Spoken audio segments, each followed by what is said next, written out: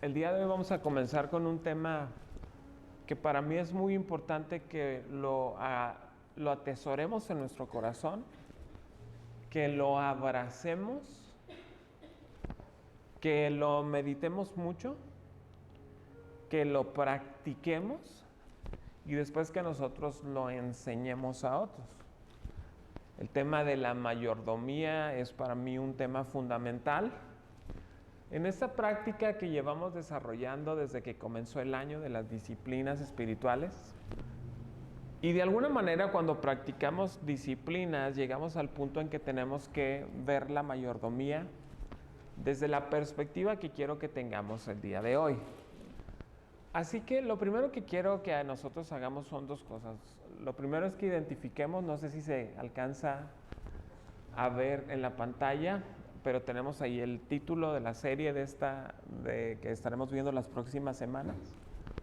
Hoy solo es una introducción al tema, pero después, si se fijan abajo de la palabra mayordomía, hay unos iconos. El primer icono tiene que ver con un reloj, que es el tiempo. Estaremos hablando acerca de la mayordomía de nuestro tiempo. Y créanme cuando les digo que hay muchas cosas que decir al respecto.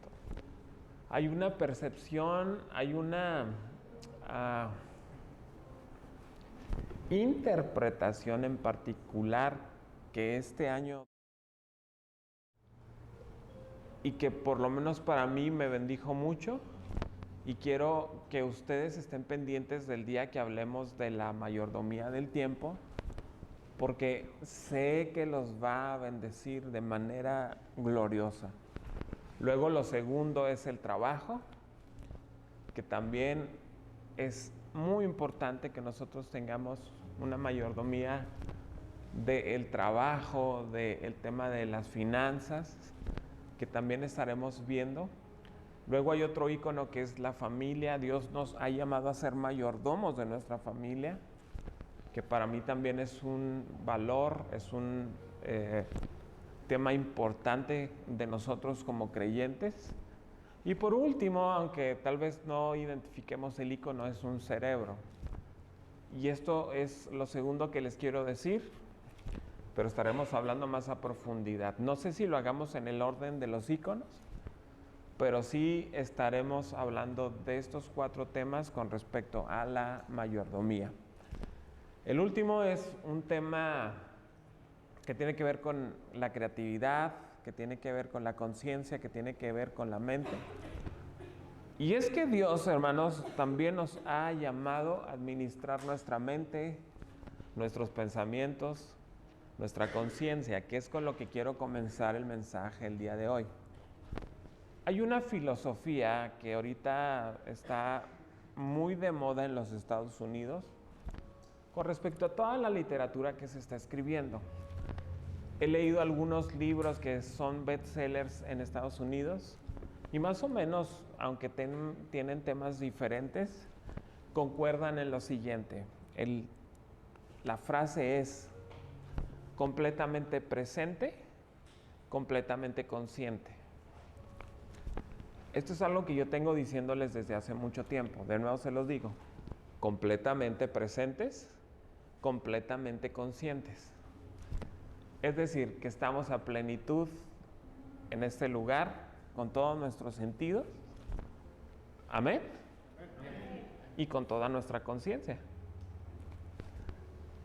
No nos distraigamos del mensaje y quiero que el día de hoy estemos completamente presentes y completamente conscientes.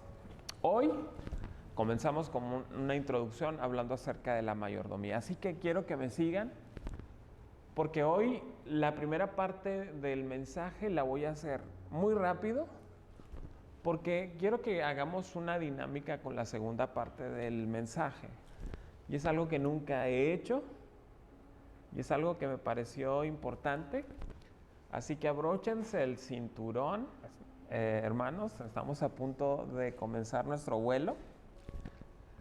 Creo que habrá turbulencias, así que pongámonos nuestros cascos, abrochémonos bien nuestro cinturón, que creo que Dios va a hablar a nuestras vidas. Muy bien, Mayordomía, si me pones la siguiente, Job, por favor. La doctrina olvidada, decía un escritor, del cual quise extraer los mensajes, pero que la fórmula no me funcionó porque de pronto sentí que Dios estaba hablando a mi vida y cambié la dinámica de los mensajes que yo tenía preparados desde hace tiempo para compartir con ustedes alrededor de la mayordomía. Entonces empecé a pegar ideas de muchas cosas que tenía, y aunque no tengo el desarrollo completo de todos los mensajes, ya tengo los temas centrales, los pasajes, y faltan algunas cosas por conciliar, pero sé que van a ser de mucha bendición. Muy bien. En el Nuevo Testamento hay dos palabras griegas que representan el significado de la palabra mayordomía. Por un lado, la primera palabra que utiliza el Nuevo Testamento con respecto a la mayordomía es una palabra que se describe de la siguiente forma: epítropos,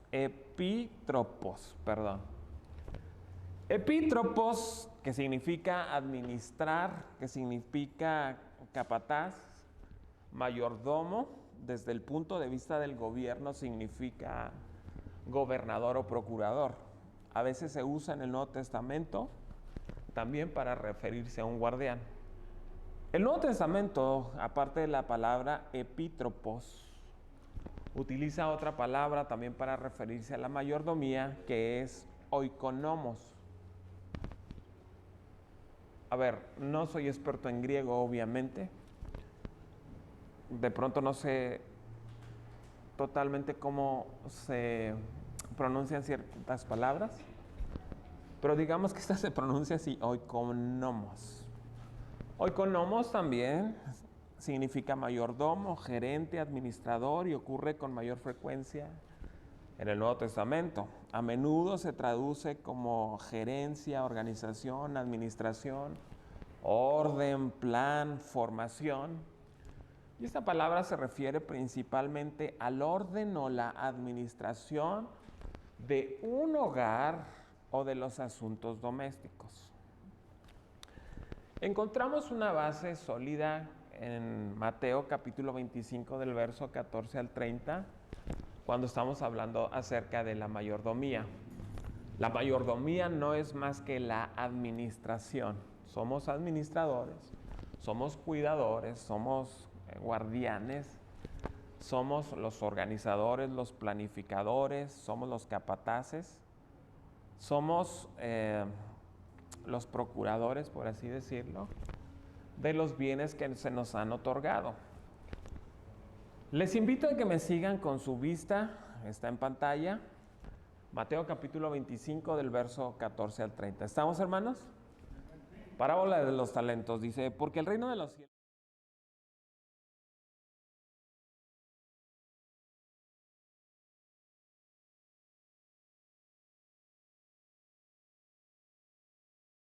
uno dio 5 talentos, a otro dio 2 y otro 1, y cada uno conforme a su capacidad, y luego se fue lejos.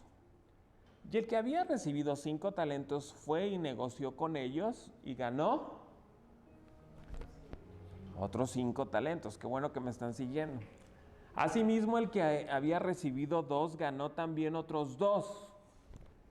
Pero el que había recibido 1 fue y cavó en la tierra, ¿y qué? Escondió el dinero de su señor. Después de mucho tiempo vino el señor de aquellos siervos, ¿y qué? ¿Puedes decir fuerte conmigo qué hizo? Y arregló cuentas con ellos. Y llegando el que había recibido 5 talentos, trajo otros 5 talentos, diciendo: Señor, 5 talentos me entregaste, aquí tienes, he ganado otros 5 talentos sobre ellos. Y su señor le dijo: bien, buen siervo y fiel, sobre poco has sido fiel,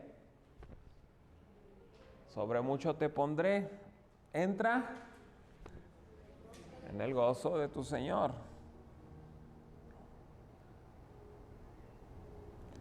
Llegando también el que había recibido 2 talentos, dijo: Señor, 2 talentos me entregaste, aquí tienes, he ganado otros 2 talentos sobre ellos.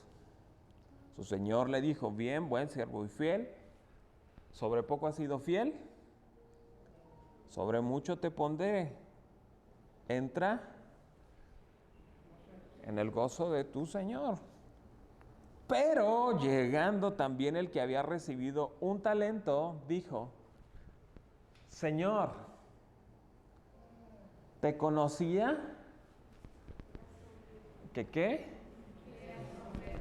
Eras hombre duro, que ciegas donde no sembraste y recoges donde no esparciste. Por lo cual tuve miedo y fui, ¿qué?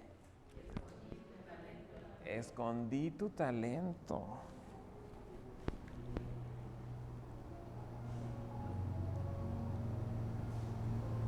Se me perdió, déjenme encuentro. ¿Me esperan? Sí, me esperan.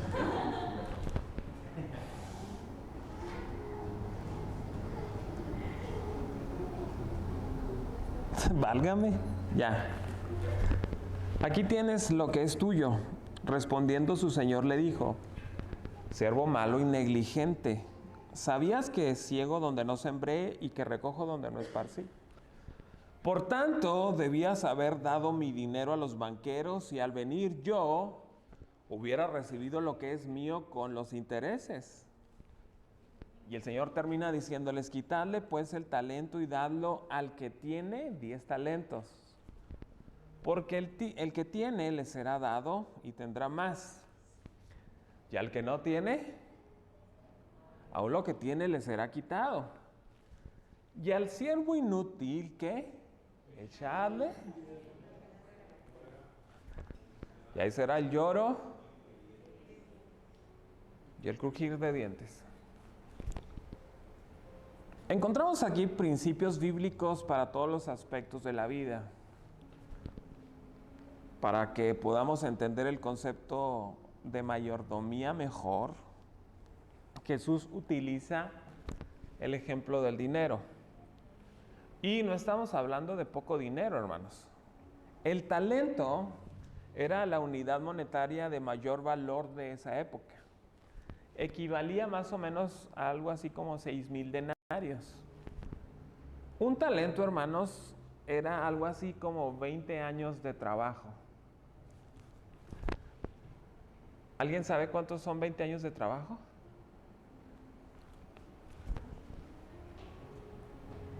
Es una vida. Bueno, media vida. Bueno, como 7,000 vidas para los que no. Era mucho, ¿estamos? Y el Señor está haciendo esta relación con la administración específicamente del dinero, pero podemos encontrarlo en muchas áreas de nuestras vidas, que serán las que estemos estudiando durante algunas semanas. Lo primero que quiero que nosotros entendamos es que Dios es el dueño de todas las cosas. El Señor es dueño de todas las cosas. Lo encontramos en el verso 14 donde nos dice, porque el reino de los cielos es como un hombre que yéndose lejos llamó a sus siervos y les entregó sus bienes. Los bienes eran del Señor, no de los siervos. Los bienes o los talentos eran desde el principio del Señor. Quiero que lo dejemos en acuerdo. Los que reciben los bienes, los talentos, son llamados siervos, no son llamados dueños. Los bienes o los talentos siguieron siendo del Señor hasta el final. Nunca fueron traspasados a dominio de los siervos. Es decir, te estoy entregando algo para que lo cuides, seas un guardián, lo administres y que cuando yo regrese yo pueda obtener una ganancia de la administración que tú hiciste. El principio de la mayordomía comienza con esta declaración: Dios es el dueño de todas las cosas. Esta declaración la encontramos justamente en el primer verso de la Biblia. En el Génesis 1:1 encontramos la siguiente declaración. En el principio creó Dios. No estábamos ahí, ¿verdad?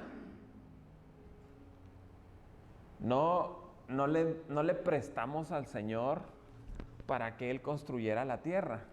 No. El Señor construyó con su palabra toda nuestra existencia, toda la dimensión de la existencia que eso conlleva, el tiempo, la materia y el espacio, que son 3 elementos o condiciones que delimitan la existencia: el tiempo, la materia y el espacio. Y Dios los creó en este verso, justamente. En el principio está hablando de tiempo. Creó Dios los cielos y la tierra, los cielos como un espacio y la tierra como materia.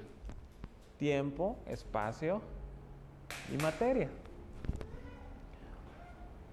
Lo primero que nosotros debemos de entender y acordar, hermanos, es que nada de lo que nosotros tenemos nos pertenece. Y al nosotros entender esto, siento que desarrollaríamos un apego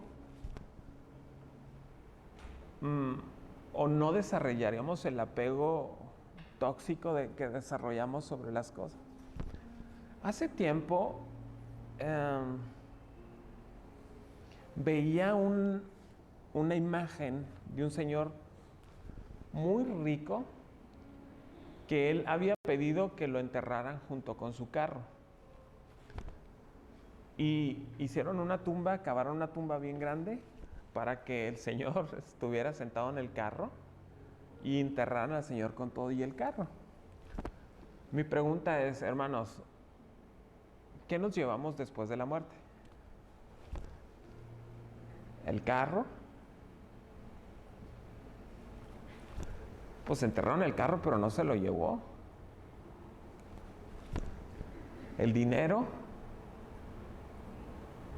¿El trabajo? Porque en esta vida hacemos muchas cosas de las cuales son para el sostenimiento, pero muchas veces las cosas que hacemos se convierten en el fundamento de nuestra vida.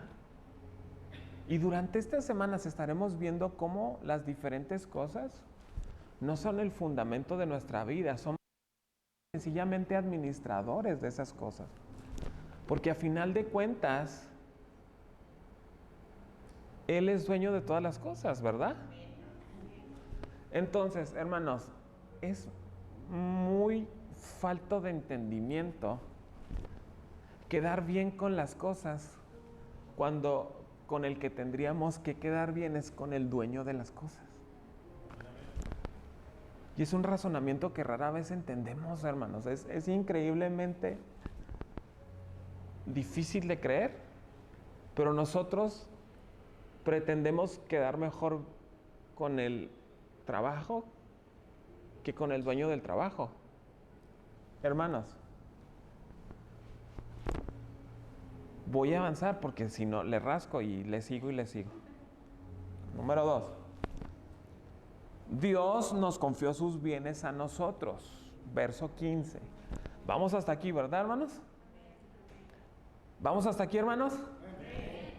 A uno dio 5 talentos y a otro dio 2. A otro 1. Y lo que dice, a cada uno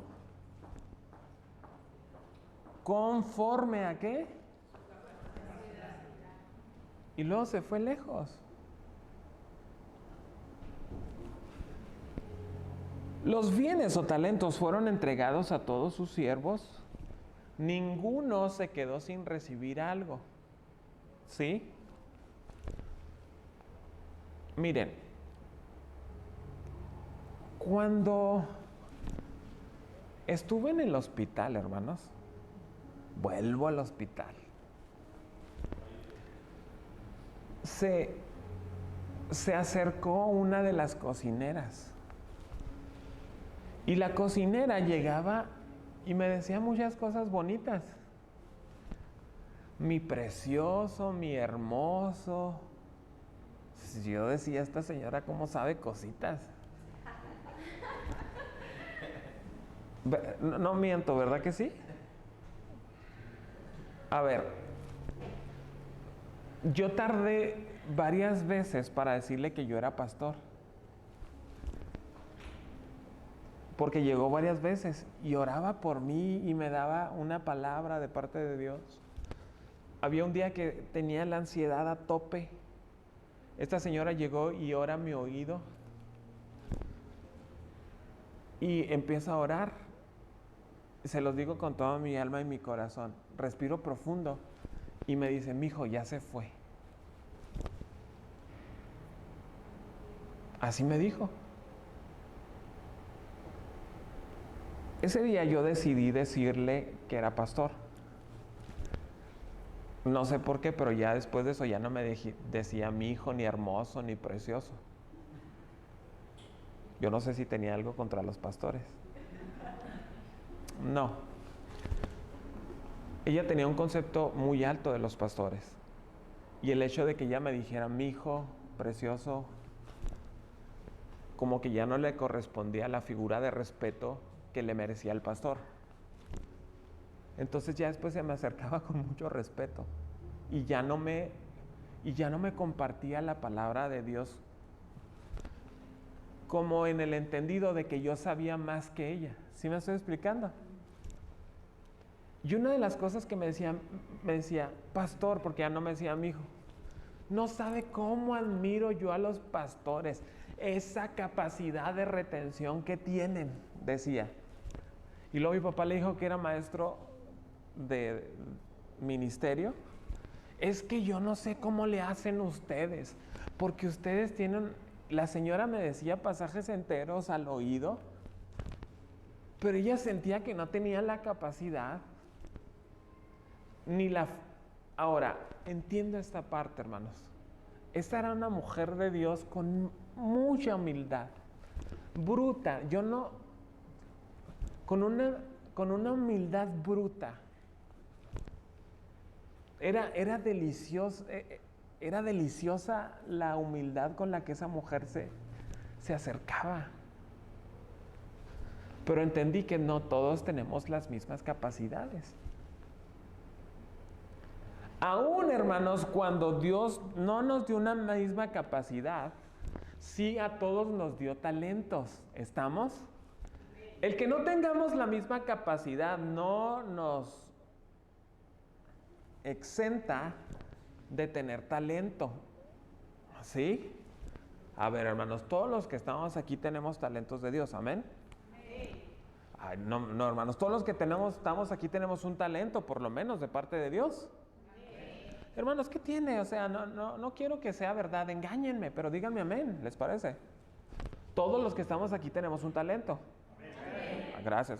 Ustedes tienen el talento de saber engañar a la gente.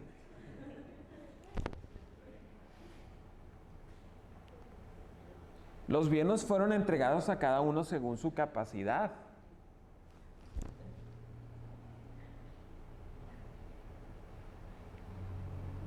A uno le dio 1, a otro le dio 2, a otro le dio 5.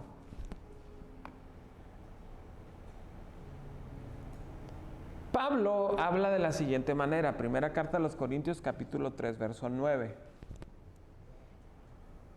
Porque nosotros somos colaboradores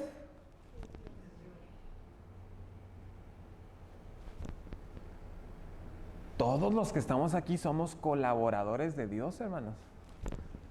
Y es el siguiente principio que yo quiero que entendamos. El primero es que Dios es dueño de todas las cosas. El segundo es que somos colaboradores, somos siervos. Todos los que estamos aquí somos siervos, hermanos, sin excepción. Dios nos otorgó por nuestra naturaleza humana la capacidad, número 1, de poder administrar, porque tenemos un cerebro, ¿sí? muy poderoso de parte de Dios. Y Pablo dice a los corintios, hey, nosotros somos colaboradores de Dios. ¿Alguna vez te has visto como un colaborador de Dios? Todos los que están aquí son colaboradores de Dios. Todos, tú eres un colaborador de Dios. Todos, de nuevo, los que estamos aquí somos colaboradores de Dios. A ver, hermanos, yo trabajo para el Señor porque soy colaborador. Pero ustedes que le han recibido a Jesús en su corazón, y creo que hoy no tenemos a nadie nuevo, todos le hemos recibido al Señor en nuestros corazones. Todos somos colaboradores. No nada más soy yo como pastor. Yo soy el administrador, yo soy el facilitador. Aquí todos somos gatos, hermanos. Lo que sí yo creo que los de Capital somos gatos de Angora, que es diferente. Mismos gatos, pero más bonitos. Algunos gatos, ¿ha visto esos gatos sin pelo? Egipcio. Tavo, ¿quién dice que no eres egipcio?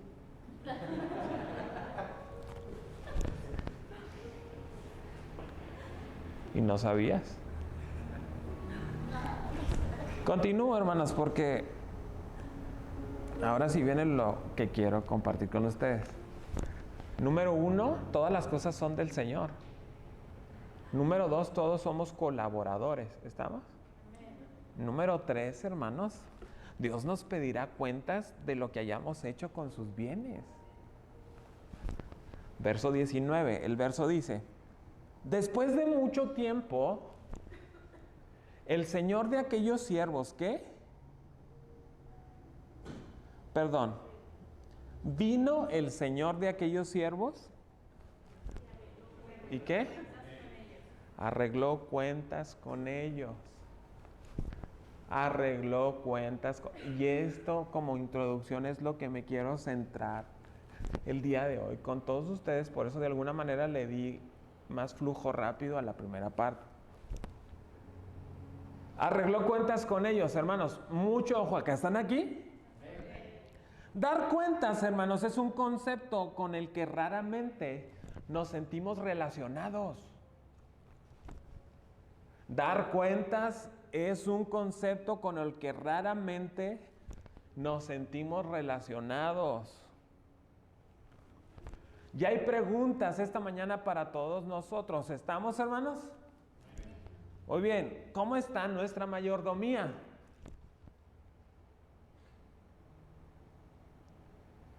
¿Qué has hecho con tu vida? ¿En qué has gastado tus recursos, los dones y los talentos que Dios te dio? ¿Cómo has vivido tu vida?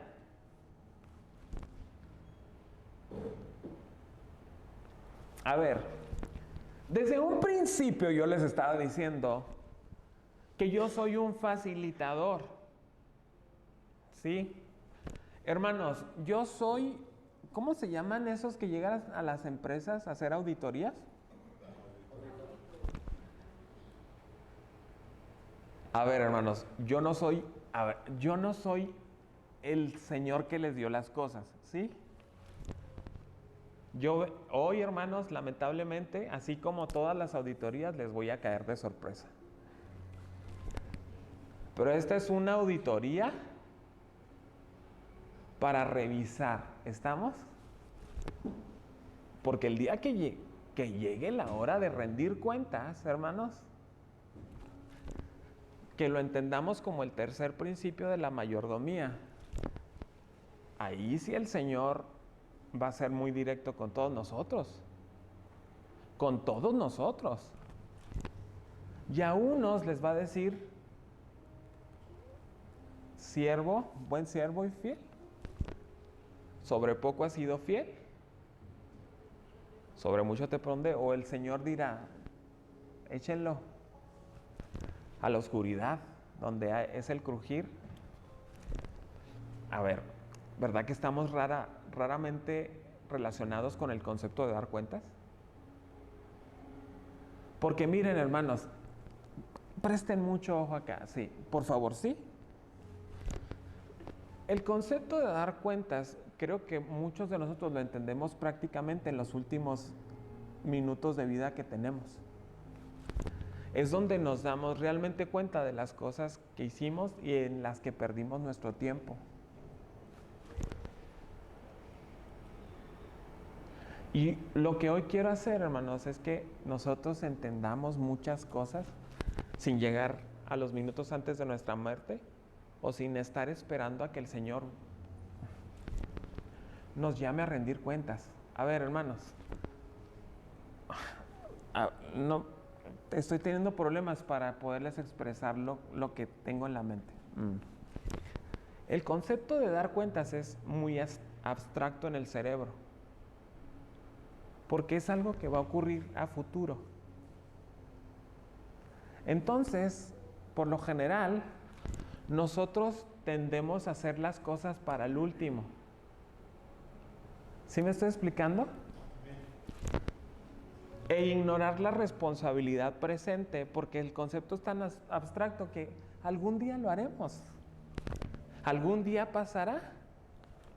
Algún día Dios nos llamará a cuentas, pero es algo que vemos en nuestra mente como muy lejano, que no nos percatamos que el problema es presente, no futuro.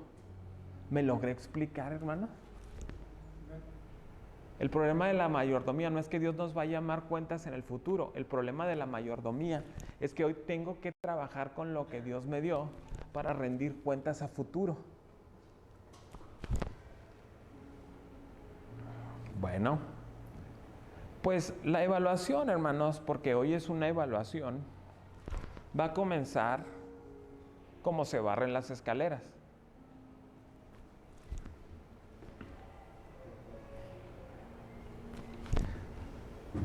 ¿Estamos? Abróchate el cinturón porque ya vienen las turbulencias, hermano. Ahí les voy. Elegí un grupo de pasajes para hacer 3 evaluaciones el día de hoy, ¿sí?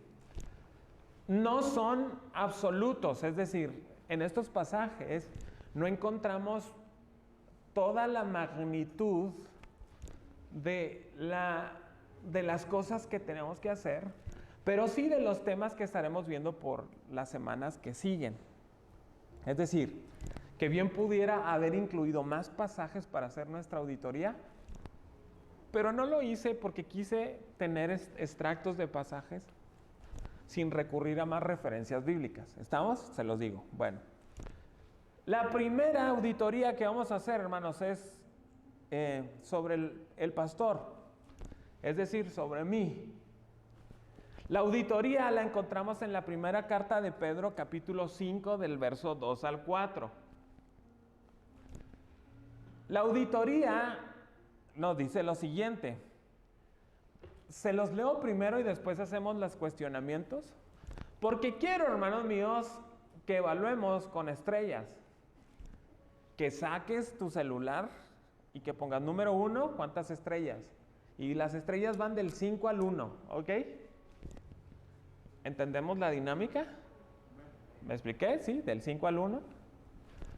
La primera carta de Pedro, capítulo 5, del 2 al 4, es una auditoría a los pastores, en este caso a mí.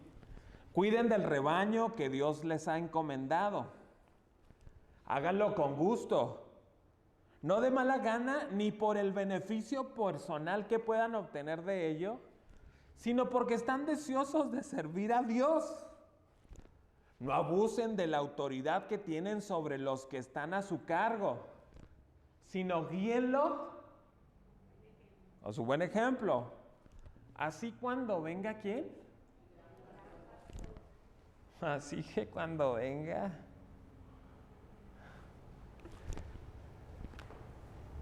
recibirán una corona de gloria. Primera pregunta de mi encuesta. Evalúe usted del 1 al 5. Hermana Luli, obviamente usted no va a jugar este juego. le voy a hacer varias sugerencias. No quiero muescas, no quiero caras, no quiero murmullos, sollozos. No, ni amenes, ni nada.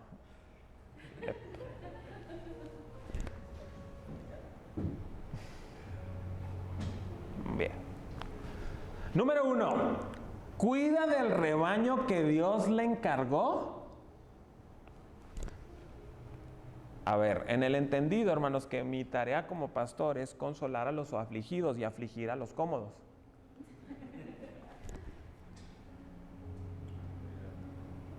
Cuida del rebaño que Dios le encargó de unas 5 estrellas.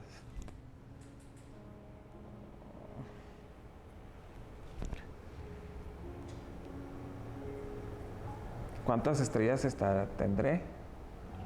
Ya pensé en mi evaluación. A lo mejor usted pensó en su evaluación. Número 2, ¿lo hace con gusto? ¿Eres pastor con gusto?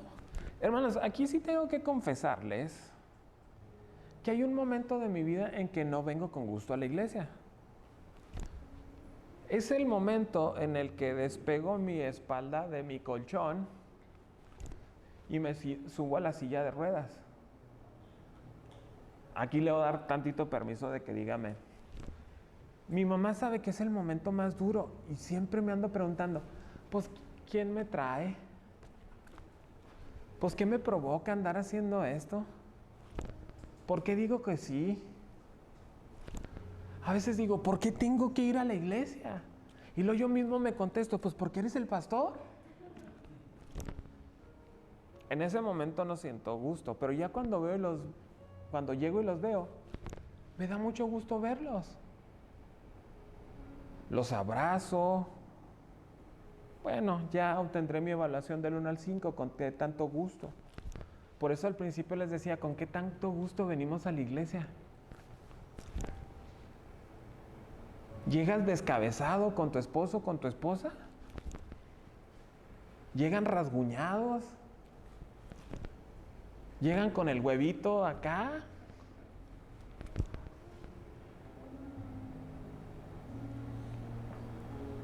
Yo sé, ¿llegan planchados o no llegan planchados? Porque yo me fijo en los que llegan planchados. No se crean, nunca me fijo en esas cosas. La que se fija es mi mamá. Ay, no, ya estás todo desplanchado. Madre, nadie se fija en estas cosas. ¿O sí?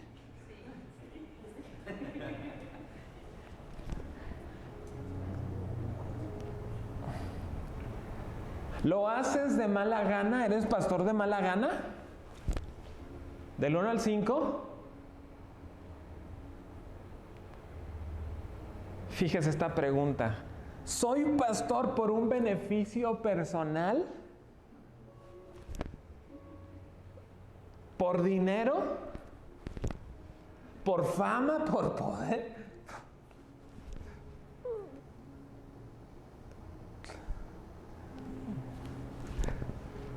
Bueno, hay gente que sí lo hace, lamentablemente. Habríamos que ponerle una estrella. O media estrella, o ninguna estrella. Número 5, ¿deseas servir a Dios?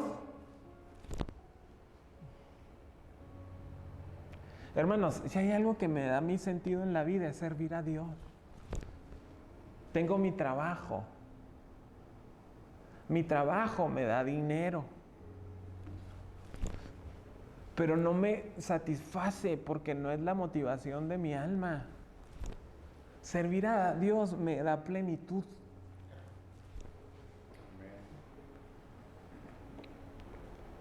Número 6, abusa de su autoridad.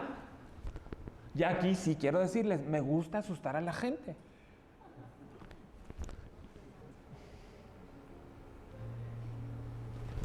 Pero no abusar de mi autoridad, nomás asustar a la gente. A lo mejor tengo, no sé,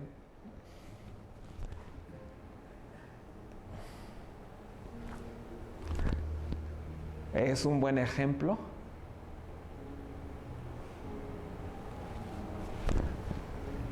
Ay.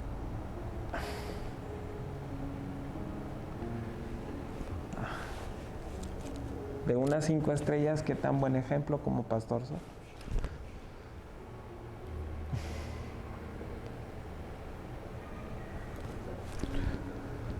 No sé si pasé la auditoría, hermanos.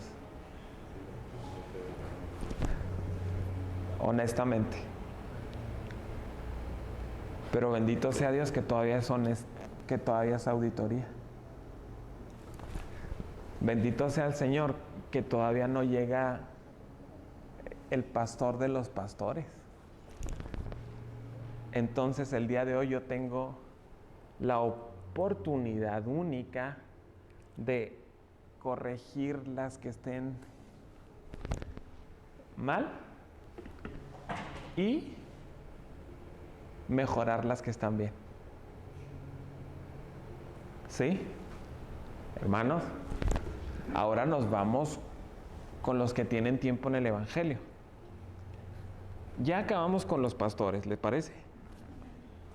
Ahora vamos con los hermanos que tienen tiempo en el Evangelio. ¿Tienes tiempo en el Evangelio? Ahora sí me voy a dejar caer porque ustedes no me tuvieron misericordia. Los vi en sus rostros. Tito, capítulo 1, del verso 6 al 9. El anciano debe llevar una vida intachable. Tiene que serle fiel a su esposa y a sus hijos deben ser creyentes que no tengan una reputación de ser desenfrenados ni rebeldes. Pues un líder de la iglesia es un administrador de la casa de Dios y debe vivir de manera intachable. No debe ser arrogante, ni iracundo, ni emborracharse, ni ser violento, ni deshonesto con el dinero. Al contrario, debe recibir huéspedes de su casa con agrado y amar lo que es bueno. Debe vivir sabiamente y ser justo. Tiene que llevar una vida de devoción y disciplina. Debe tener una fuerte creencia en el mensaje fiel que se le enseñó. Entonces podrá animar a otros con la sana enseñanza y demostrar a los que se oponen en que están equivocados. A ver, hermanos, ¿estamos aquí? Bien, miren, siempre me cuido, ojo, siempre cuido. Para mí es una máxima cuando estoy predicando, se los digo con todo mi corazón, de yo estar aquí en una posición superior a las de ustedes. Es que ustedes son pecadores, es que ustedes han fallado, es que... ¿Se fijan que mi mensaje nunca es así? No. Y no les estoy diciendo que esté a favor del pecado, les estoy diciendo, todos estamos en el mismo... Todos estamos en el mismo tren, todos vamos en el mismo barco. Y como tú eres pecador, yo también soy pecador y necesitamos de la gracia del Señor Jesucristo. Por eso a mí nunca me van a escuchar juzgando a la gente. ¿Sí? Soy un facilitador. Miren. Tan es cierto que mi mamá llega a la casa y me dice, ¿por qué dijiste? ¿Por qué hablaste de los problemas de familiares como si nosotros tuviéramos muchos problemas? ¿Va a creer la gente que nos odiamos en la casa? Le digo, ma, es que cuando yo hablo desde mí, yo genero una empatía con la gente.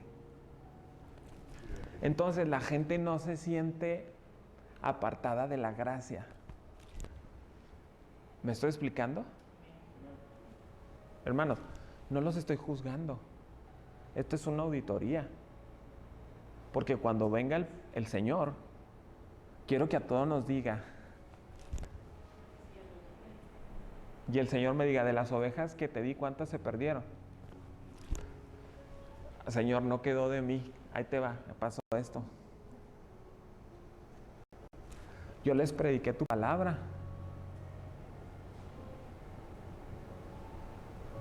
Y entonces el Señor me va a decir, ¿sí o no? Bueno, en ese entendido, vamos. Les leí Tito. Esta pregunta es para los creyentes maduros o que tienen tiempo en el Evangelio. ¿Llevas una vida intachable?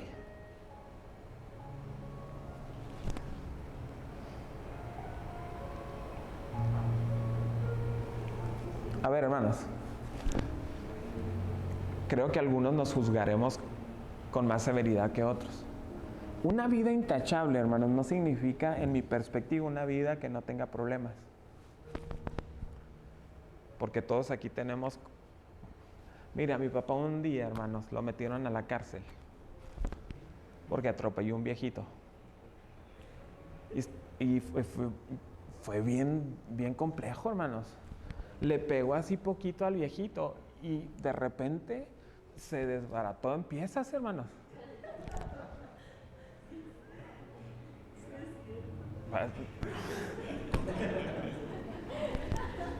Una pierna por aquí, otra pierna por allá, un brazo, la cabeza, todas eran prótesis, hermanos. Ah, ya le inventé más.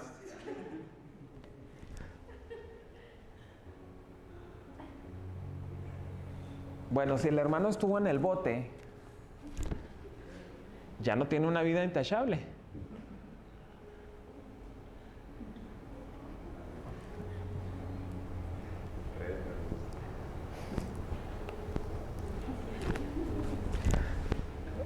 Dejando el atropello del hermano Abraham. Pregunta número 2. ¿Eres fiel a tu cónyuge?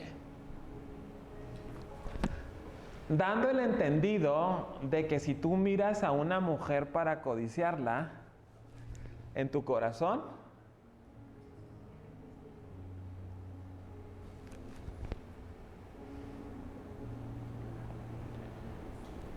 se vienen las preguntas feas, hermanos. ¿Sus hijos son creyentes?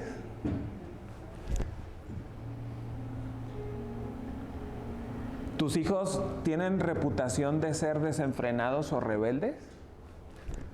¿Cuántas estrellas del 1 al 5? ¿Eres arrogante? Bendito Dios que no me tocó a mí esta porque ya...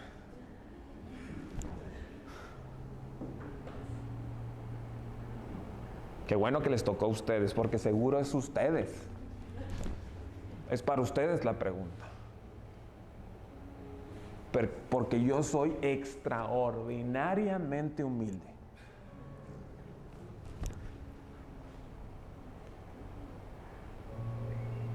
Ay, ¿eres iracundo? Del 1 al 5. Qué bueno que tampoco me tocó esta, hermanos.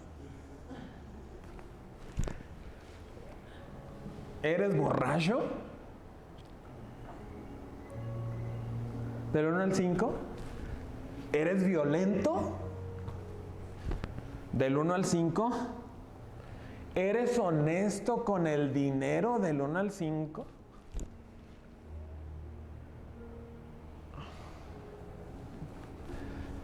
Hermanos, no hay más daño que le haya hecho al cristianismo el día de hoy que no seamos honestos con el dinero. Desde los pastores hasta los de la iglesia. No hay nada que nos haya hecho más daño a la reputación de los cristianos que el tema del dinero.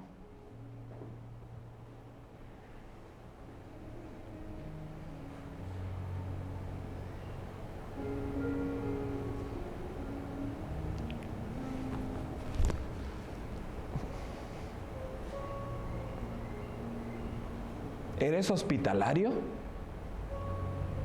Del 1 al 5. ¿Amas lo bueno y aborreces lo malo? Del 1 al 5.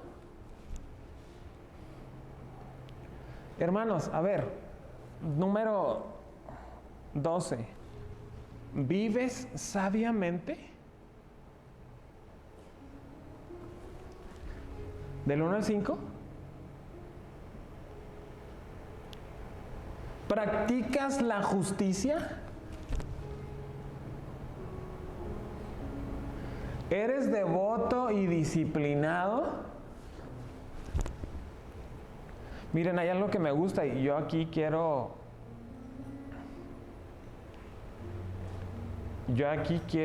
darle a Tavo su parte. Porque todos los días en el grupo de Contacto Capital él pone un devocional. ¿Sí? No sé cuándo lo empezaste a hacer, pero desde el día que lo empezó a hacer ya no lo dejó de hacer. Sinceramente, Tavo, a mí sí me molesta. Porque te levantas bien temprano.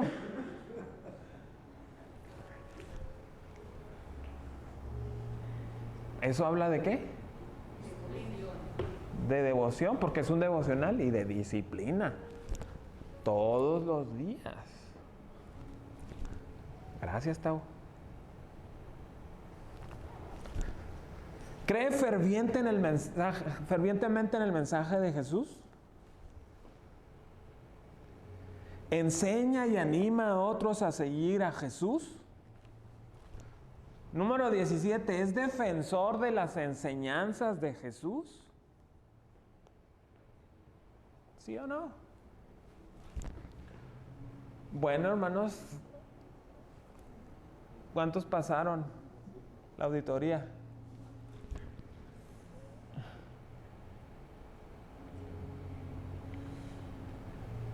¿Sí, no? Bueno, les tengo una noticia maravillosa, hermanos. Todavía no llega el Señor. Hoy tienes la oportunidad de sumar más estrellas a las que no tengas y a replicar lo que estás haciendo bien.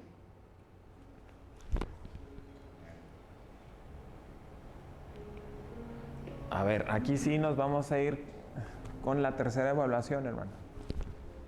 Aquí todos somos pipitilla. ¿Ok? Aquí no se me salvan ni los viejos, ni los nuevos, ni los ignorantes, ni los sabios.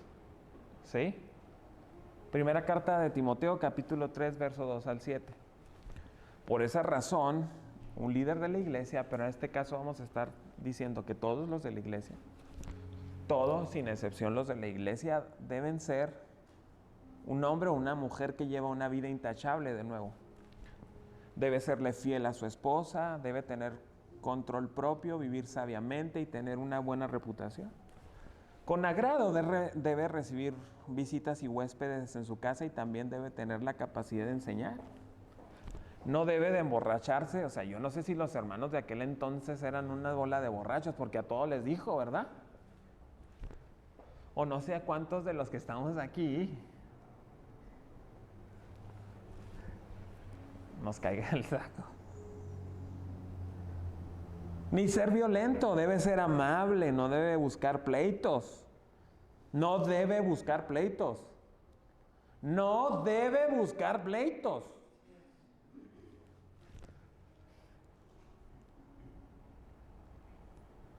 Ni amar el dinero. Debe dirigir bien a su propia familia y que sus hijos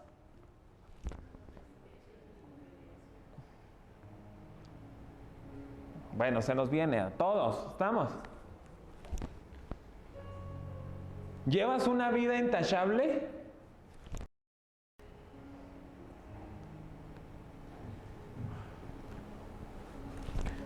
¿Eres fiel a tu cónyuge?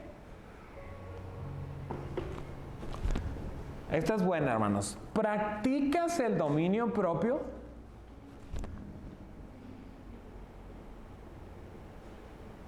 No, no me ve así.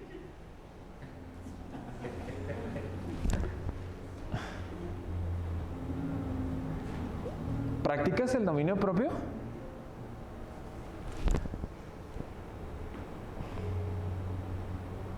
Dices, esta semana no voy a agarrar el celular más que para la únicamente estricto. No estricto, estricto. ¿Qué les parece si esta semana practicamos el dominio propio? Bueno, es evaluación. Perdón. A ver, ¿vives sabiamente?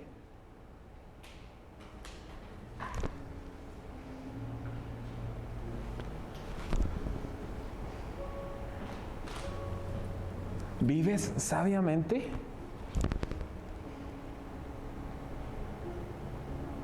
¿Tienes buena reputación?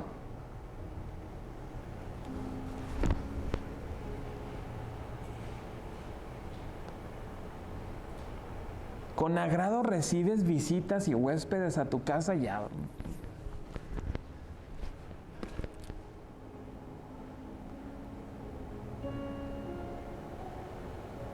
¿Enseñas a otros?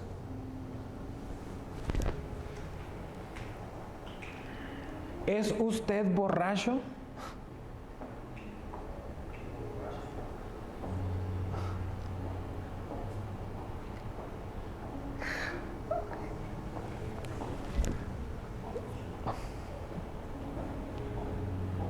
¿Es usted borracho, borracha, borrache? Porque ya soy muy inclusivo.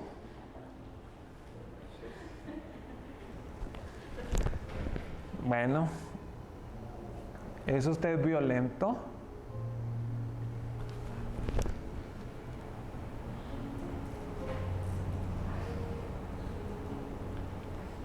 ¿Es usted amable?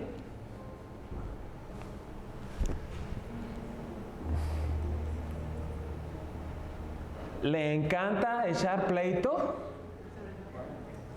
Sobre todo en el tráfico.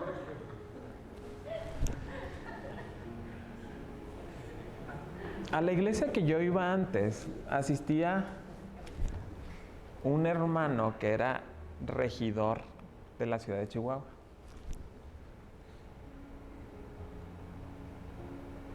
Híjole, no voy a decir el nombre porque... Unos semáforos antes de la iglesia, cuenta la historia, de que se le atraviesa un carro a este regidor. Cuando se le atraviesa el carro, le empieza, ¡hijo de la...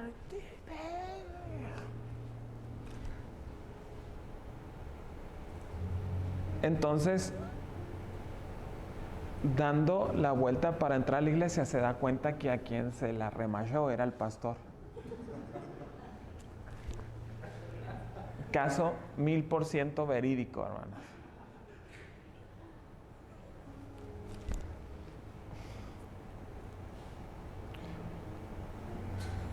¿Le encanta echar pleito?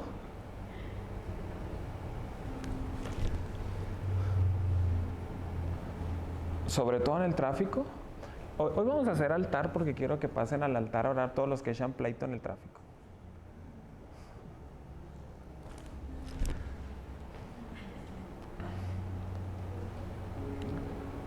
A ver, hermanos. ¿Es amante del dinero?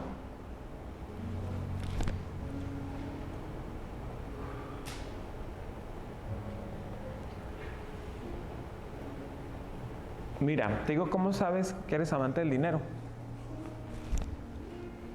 Te digo, mira, te voy a dar una, porque esto no es fácil, ¿va? Te voy a decir cómo podemos identificar a alguien que sea amante del dinero.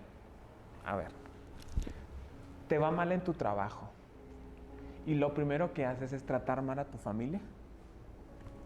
Amas más al dinero que a tu familia.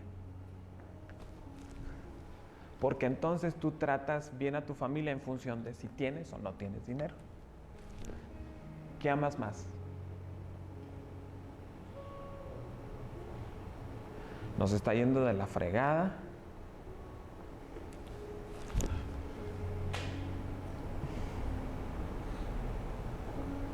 Entonces tú te pones iracundo y entonces empiezas a tratar mal a tu esposo, a tu esposa o a tus hijos o hasta al perro.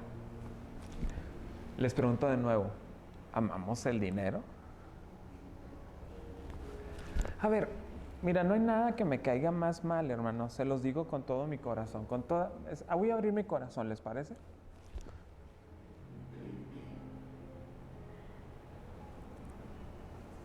No hay nada que me caiga más mal, se los digo. Por si lo vuelven a hacer, ya no lo hagan.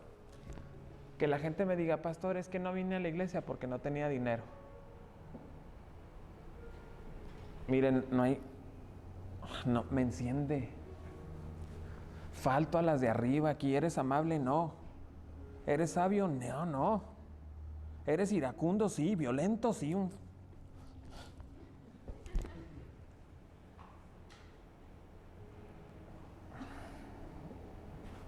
Mi familia me llevaba a la iglesia, tuviéramos o no tuviéramos dinero.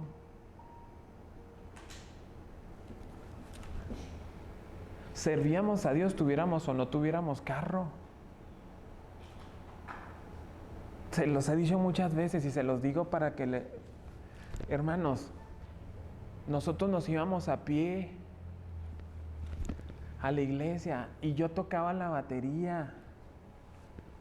Como en la iglesia no se podían dejar las cosas porque se las robaban los hermanos. Se las robaban.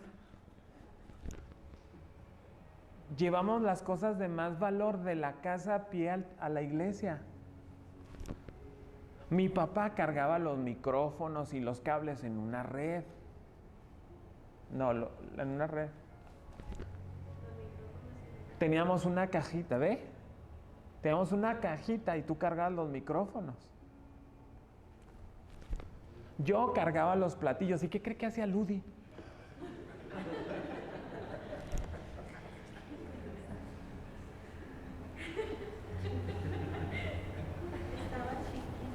No, que estaba chiquita, ya tenía 18 años.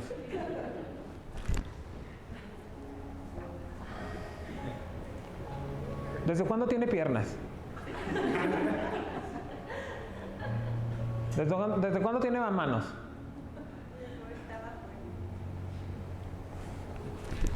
¿Desde cuándo tenía boca? No, no hay pretexto para eso.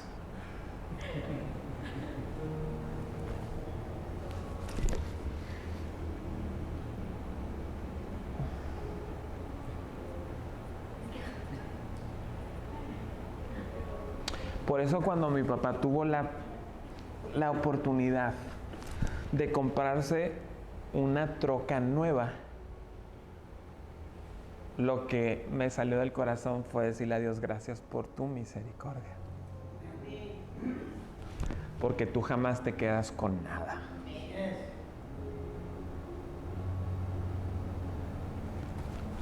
Lamentablemente ahora la gente de la colonia que tenemos dinero, que somos narcos, porque pues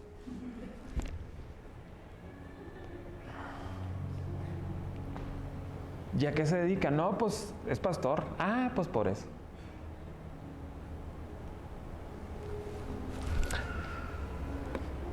A ver, de nuevo, ¿qué amas más, hermano? ¿Venir a la casa de Dios o al dinero? Por eso cuando a ver, hermanos,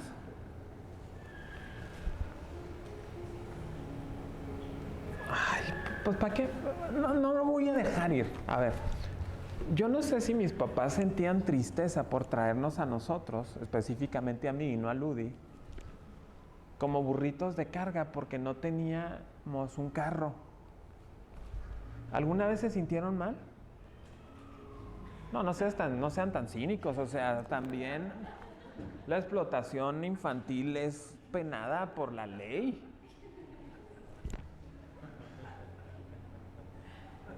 Y vamos con la alegría.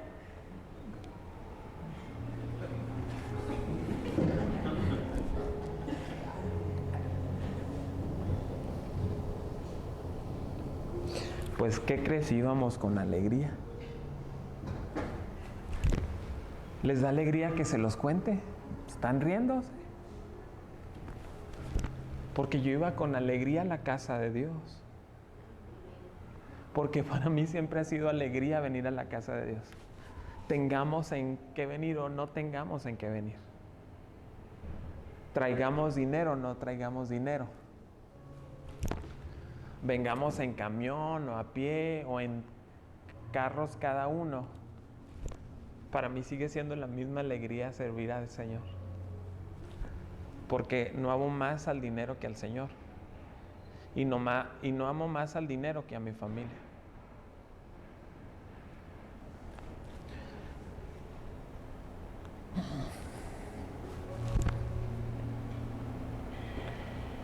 Terminamos las últimas dos. ¿Eres buen director de tu familia?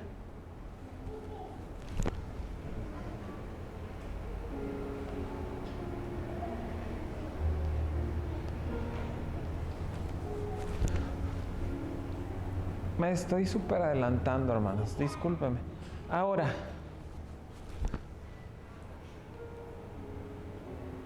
a ver, hermano.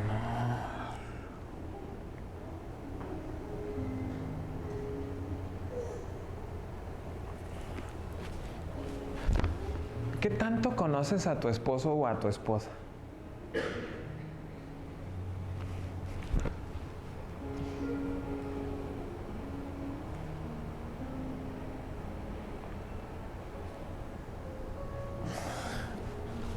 ¿Eres buen director de tu familia?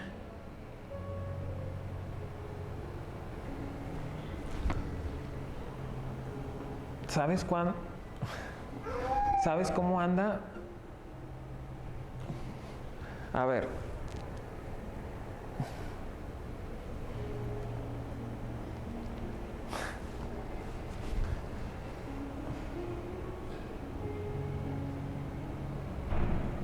Les voy a ser honesto, yo sé que le preocupa a mi mamá. ¿Por qué sé que le preocupa a mi mamá?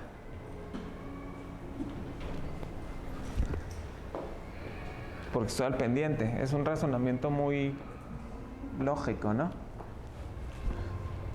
Conozco a mi mamá, que de repente sé qué le está pasando y me río. Y muy grosera me dice, ¿de qué te ríes? No me dice grosera, porque mi mamá no es grosera.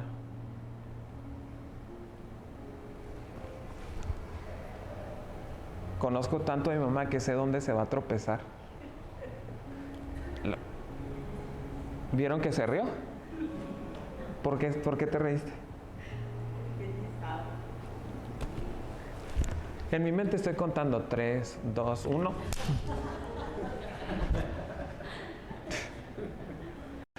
Y luego me río y la volteo a ver y me dice, ¿qué me ves?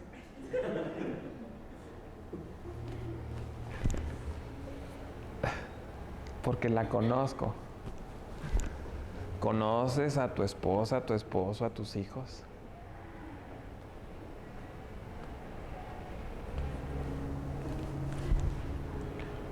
¿Tus hijos son obedientes y te respetan? ¿Del 1 al 5?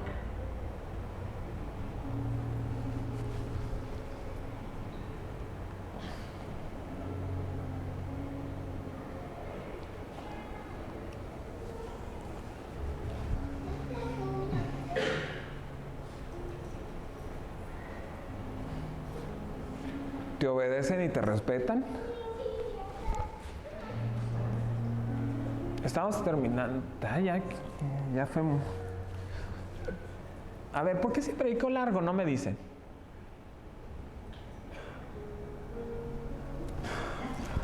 Luego mejor se quejan entre semana conmigo. Vamos a terminar, hermanos. Pues lo bonito de esta dinámica es que esta solo es una auditoría, hermanos. Tanto ustedes como yo tenemos de nuevo la oportunidad el día de hoy de empezar a hacer las cosas diferentes. De mejorar lo que hacemos bien y de hacer bien lo que hacemos mal. Porque bendito sea el Señor, todavía no viene el dueño de los talentos. Algún día vendrá el dueño de los talentos y tendrá que decir qué hiciste con la iglesia que te di.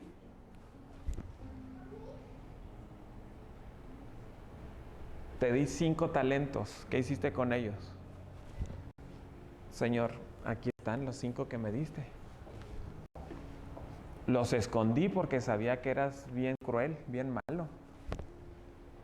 Los escondí porque yo sé que tú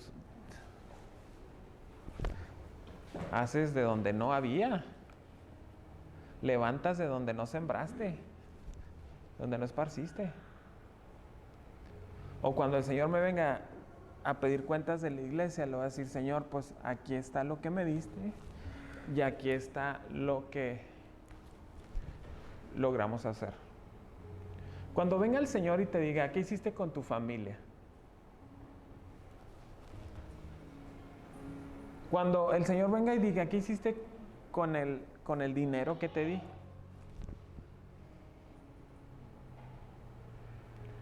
Hermano, el dinero a final del día se reduce a vida, ¿estás de acuerdo?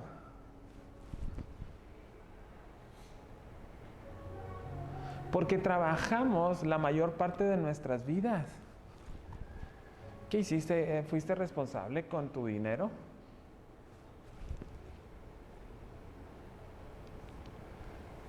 Hermanos, voy a cerrar. ¿Qué hiciste con tu mente? ¿Administraste bien tu mente? Hermanos, he visto cantidades de gente inteligente con una capacidad sobresaliente de pensamiento utilizar su mente para puras tonterías, para buscarse más pleitos, para estar pensando en problemas en lugar de soluciones. ¿Qué hiciste con la mente que te di? Con la capacidad, con la creatividad. ¿Qué hiciste con el oficio que deposité en tus manos en el trabajo?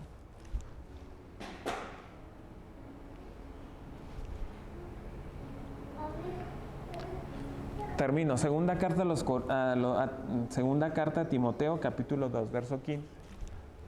Procura con diligencia presentarte a Dios aprobado, como obrero que no tiene de qué avergonzarse, que usa bien la palabra de verdad. Una advertencia de nuevo para cerrar la auditoría hacia los pastores. Mateo capítulo 25, verso 23. Su Señor le dijo, bien, buen siervo y fiel, sobre poco has sido fiel, sobre mucho te pondré. Entra en el gozo de tu Señor.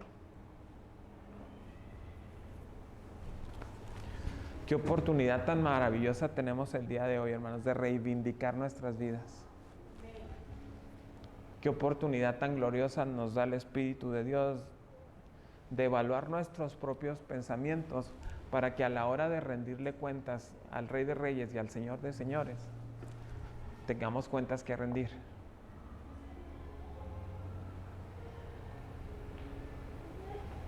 Hermanos,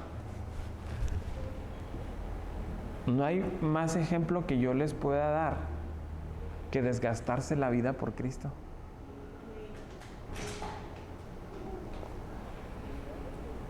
En mi esencia, en mi persona, no hay mayor ejemplo que yo les pueda decir, hermanos, desgástense la vida.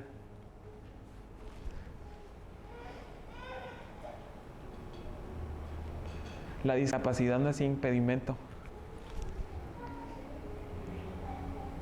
La salud no es impedimento. He venido aquí enfermo a predicar. Vengo aquí en una silla a predicarles.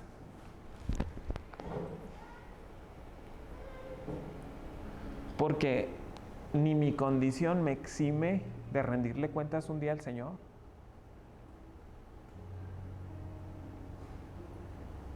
¿Qué tal si un día me dice el Señor, te di una silla de ruedas para que avanzaras más rápido?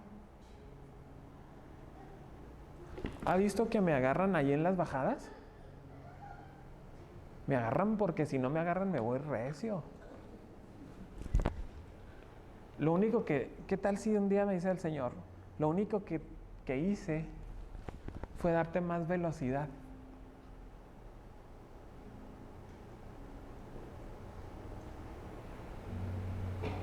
Y yo le diga al Señor, escondí lo que me diste.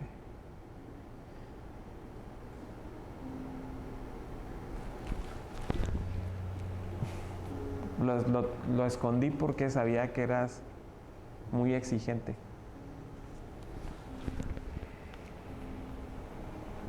Ustedes han caído en la peor trampa. A ver, ustedes han caído en el peor lugar que hubieran caído. Se llama capital, hermano. Porque si yo no tengo pretexto, tú menos tienes pretexto. ¿Te fijas qué grande responsabilidad? Porque si me ves a mí que yo no tengo pretextos para no hacerlo,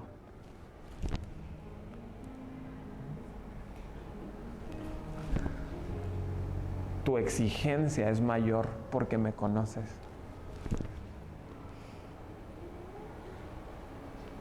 Tu exigencia es mayor porque sabes cómo sirvo al Señor.